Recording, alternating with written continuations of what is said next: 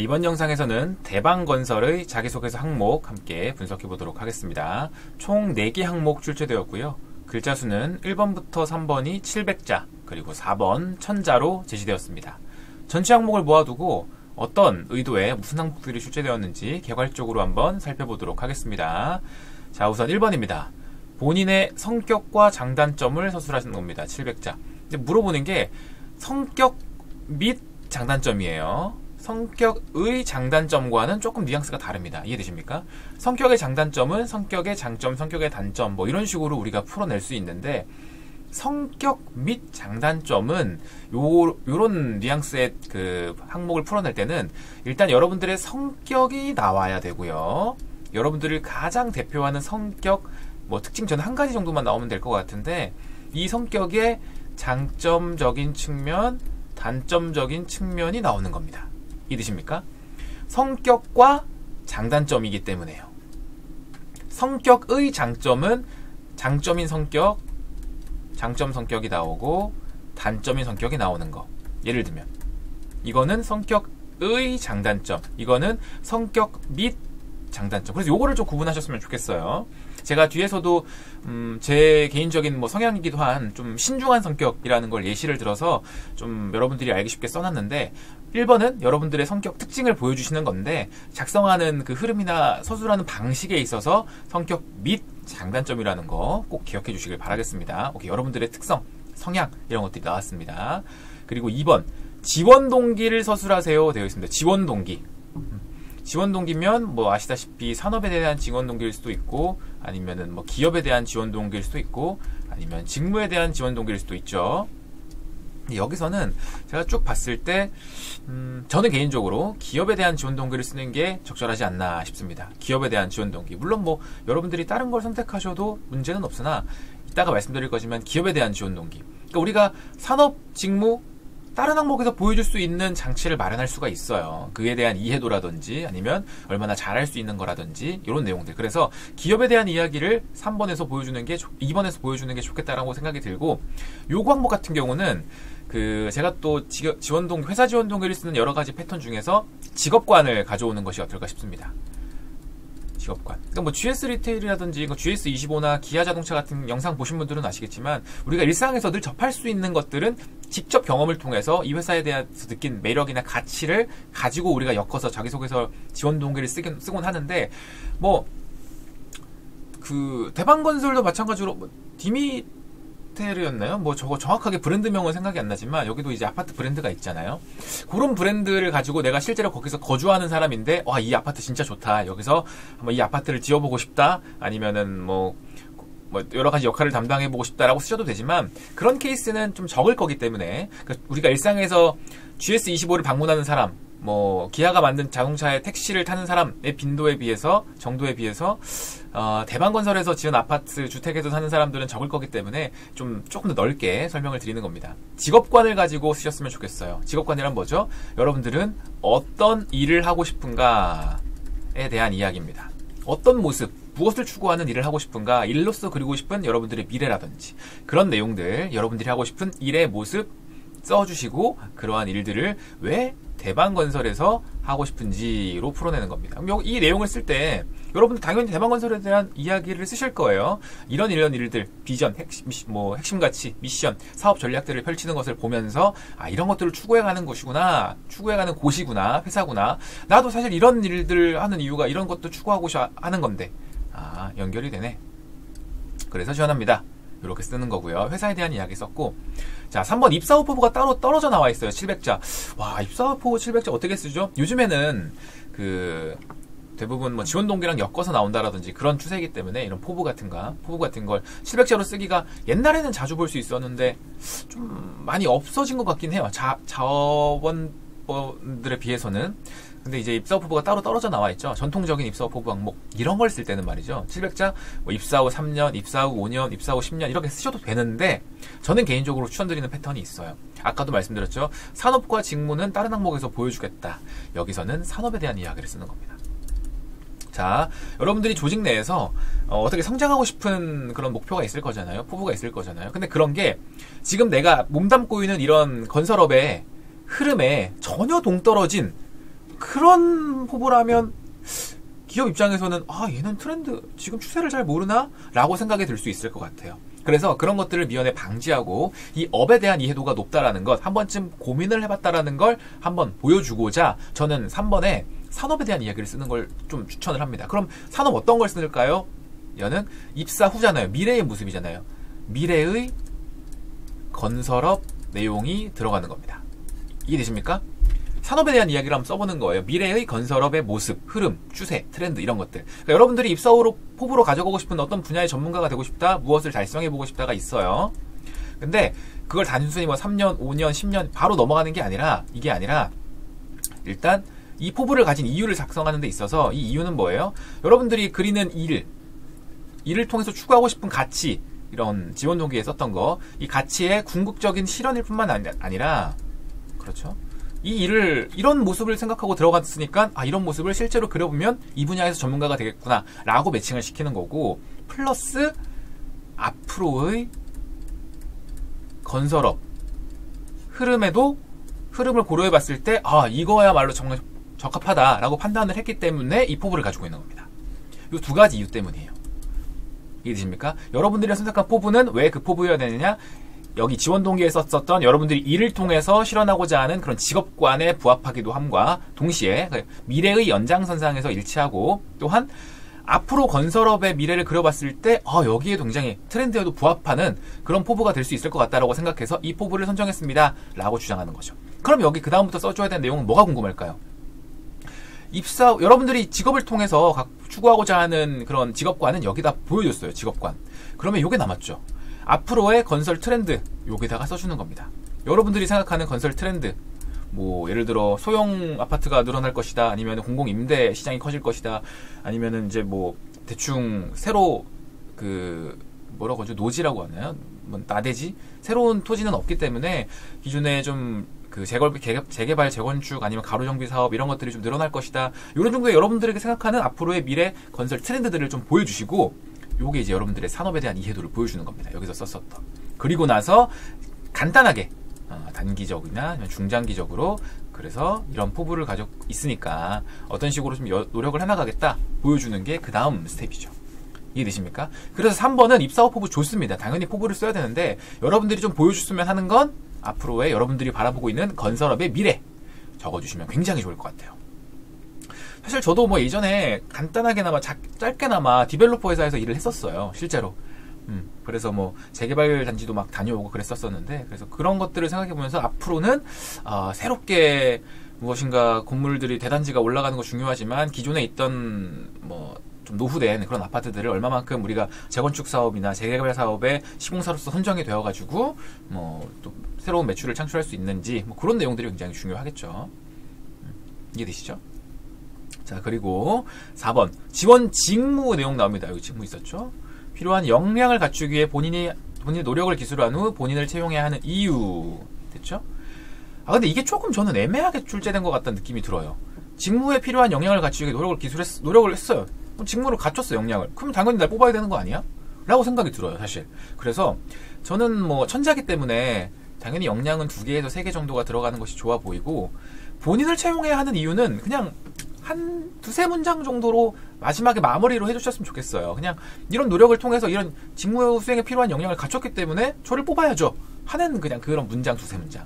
근데 이제 뒤에 보면 지식이나 경험이나 기타 역량들을 서술하라고 되어 있는데, 여러분들이 앞으로 이제 4번에 쓰게 될 역량은 지식적인 측면, 실무 경험적인 측면, 그 외에 또 여러분들이 갖췄던 역량적인 측면. 그래서 저는 개인적으로 3개를 지식적인 측면, 경험적인 측면, 플러스 알파로 보여주고 싶은 역량, 자유롭게 이런 식으로 보여주는 것이 어떨까 개인적으로 생각합니다.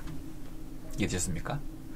자, 쭉 봤을 때 일단 1번에서 여러분들의 어떤 사람인가, 여러분들을 가장 대표하는 성격을 보여줘라, 여러분들의 특징을 보여줘라 라고 되어 있었고, 2번에 회사에 대한 이야기, 그리고 직업관, 그리고 3번은 산업에 대한 이야기를 풀어줬고, 4번에선 직무에 대한 이야기를 풀어줬습니다. 어떻게 보면 요즘에 또 대세가 되고 있는 그런 뭐 경험 위주의 자기소개서 항목은 아니었어요. 뭐 도전적인 경험을 써라, 어려움을 극복했던 경험을 써라, 아니면 뭐 창의적인 경험을 써라, 정직했던 경험을 써라, 이런 것들은 없지만 그래도 정말 기본에 충실한 산업, 기업, 직무, 그리고 여러분은 누구인가, 특성, 성격까지 물어보는 항목들로 구성되어 있음을 확인할 수 있었습니다. 그럼 지금까지 말씀드린 내용을 여러분들이 작성하시기에 조금 더 편하게 가이드화 시켜서 템플릿을 만들어 놓은 내용 항목마다 함께 살펴보도록 하겠습니다. 우선 1번 성격 및 장단점이라고 했어요. 그래서 여러분들은 소제목을 그냥 바로 이렇게 보여주셨으면 좋겠다라는 생각이 듭니다. 어떤 성격이고 장점과 단점. 자, 나를 가장 잘 대표하는 성격은 이거다. 이 성격 보여주는 겁니다. 저는 이렇게 그러니까 파란색으로 쓴 건 제 예시인데 한번 참고하셔서 워딩만 좀 바꿔서 그대로 템플릿 가져가시면 좋을 것 같습니다. 나는 평소 매사에 신중한 성격인 것이 성격적 특징이다. 여기 적어줬죠? 어떤 성격인지. 그리고 이 신중하다라는 건 조금 더 구체적인 설명이 들어가면 좋을 것 같아요. 700자니까 여유가 조금 있습니다. 물론 신중하다라는 걸 모르는 사람은 없지만 그래도 여러분들이 강조하고자 하는 신중이란 무엇인지 보여주는 겁니다. 어떤 업무를 시작하기 전에 예상된 어려움이 있는가, 아니면 하는 과정 중에 실수하는 건 없는지 꼼꼼하게 살펴보고 이런 데에다가 시간을 투자하는 것이다. 내가 말하는 신중이란. 그리고 이제 문단을 나눠서 장점으로 발휘되는 케이스, 이러한 성격 덕분에 한 번에 확실하게 하니까 두 번 해서 막 낭비하는 일이 없고 신중한 일처리 덕분에 다른 조직 구성원들에게 뭐 좋은 평가를 받는다. 여기 문단을 나눠도 되고 안 나눠도 됩니다. 반면 단점으로 발휘될 때는 단점으로 발휘된다? 단점으로 작용한다? 뭐 이런 식으로 표현이 되겠죠. 제가 밑에 써놨는데 어떤 일이든 신중하게 검토하려다 보니까 정확성보단 신속성, 빠르게 판단하고 결정 내려야 되는 일도 있잖아요. 그때는 단점이다. 알고 있다라는 겁니다. 또 단점이에요. 근데 우리가 단점으로만 글이 끝나게 되면 아쉬워요. 아는데 아무 노력도 안 기울여? 이렇게 되는 겁니다. 그래서 단점 보완을 위한 노력으로 여러분들은 여기다 쓰시는 겁니다. 신속성이 강조되어야 하는 경우에는 여러분 혼자서 무엇인가를 하려고 하기보다는 항상 주변에 동료들이나 아니면은 뭐 친구들에게 물어보고, 야, 이런 상황에서 내가 지금 한 번 더 신중하게 검토하려고 하는데 너가 보기에 어때? 너무 시간 낭비인가? 이거는 일단 먼저 결정하고 하는 게 나은가? 먼저 스스로 판단하기 어렵다면 주변에 도움을 받는 겁니다. 그래서 빠르고 효율적으로 일 처리를 하고자 한다. 이렇게 설명을 할 수 있겠네요. 이해되셨습니까? 이런 식으로 여러분들이 작성을 하셔서 성격 및 장단점, 여러분들을 가장 대표하는 성격 특징 한 가지를 보여주셨고요. 넘어가서 2번 지원 동기입니다. 직업관으로 가져가는 것이 어떨까 싶고, 직업관이란 뭐예요? 나는 일을 통해서 이러한 가치를 실현하고자 한다. 이런 관심이 있다. 예시예요. 제가 수행하는 일을 통해 우리 주변 이웃들에게 행복과 만족감을 주는 일을 하고 싶다. 뭐 생활의 편안함을 만드는 데 기여하고 싶다. 뭐 이런 내용들이 들어가고요. 직업관.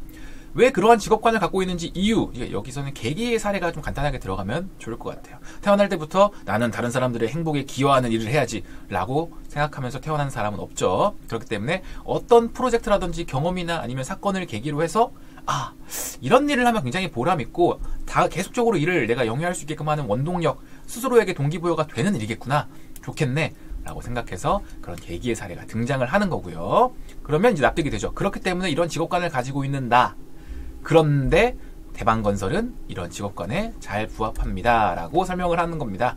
직업관은 설명을 했기 때문에 대방건설이 어찌해서 부합하는지 이유를 설명해 주는데, 여기선 홈페이지 들어가셔서 비전, 미션, 핵심 가치라든지 아니면 주로 뭐 수주해온 사업이라든지 이런 것들을 보고 가져오되 여러분들의 말로 재정의를 했으면 좋겠어요. 이런 비전을 가지고 있지 않습니까? 그냥 그대로 띡 쓰지 말고 조금 더 노력한 흔적이 있는 거예요. 그런 비전을 왜 가지고 있을까 고민해보면 결과적으로 이런 것들을 추구하려고 하네요. 저도 일을 통해서 추구하려고 하는 게 뭐 그런 행복이나 만족감인데 비슷하네요. 동일합니다. 부합합니다. 그래서 내가 직접 같이 이런 것들 실현해보고 싶습니다. 우리가 흔하게 쓸 수 있는 직업관을 바탕으로 한 템플릿 작성을 해봤고요. 입사 후 포부입니다. 입사 후 포부. 이 분야에 대해서 전문가다. 뭐 여러분들이 쓰시는 그 직무에 따라서 달라지겠죠.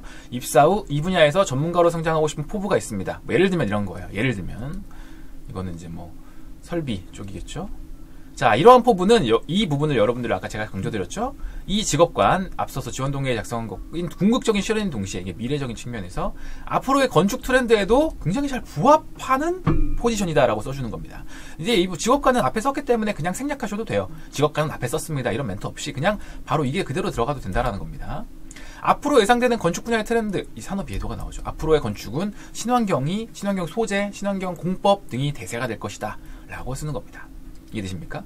뭐 저도 이거 TMI이긴 하지만 그 시공연장 갔을 때 요즘에는 예전에는 당연히 공기청정기가 옵션이었는데 요즘 미세먼지가 굉장히 심하잖아요. 그래서 공기청정기가 그 새로 지어지는 그때는 저는 이제 빌라였는데 빌라에 다 설치되어 있더라고요. 그래서 제가 물어봤어요. 그 소장님한테 이거 다 옵션으로 다 들어가는 거예요? 하니까 그러니까 모든 층에 다 있으니까 이거 뭐예요? 하니까 요즘엔 이런 거 뭐 규정? 법으로 이렇게 하라고 되어 있다고 말씀해 주시더라고요. 그래서 친환경이 앞으로는 더 중요해지겠구나라고 그때 한번 느끼긴 했습니다. 아무튼 그렇기 때문에 내포부는 이런 트렌드도 잘 부합한다. 자, 요거 이제 하나 더 들어가야 되죠. 이게 사실 전 제일 중요하다고 보고 이거 뭐 간단하게 하나 정도 별표.